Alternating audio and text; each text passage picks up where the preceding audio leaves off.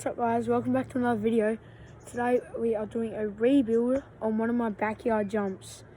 It's going to be so sick. It's not very big, but you know, you got to work with what you got. So without further ado, let's get into it.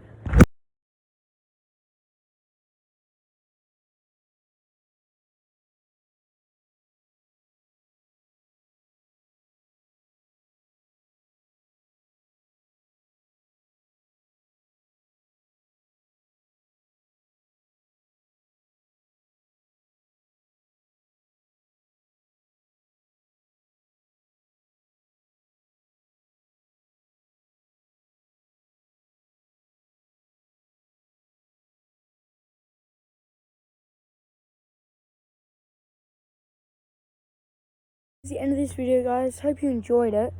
Please like and subscribe to see more bike content and build lapses on new jumps. So part 2 will be coming out very soon. See ya.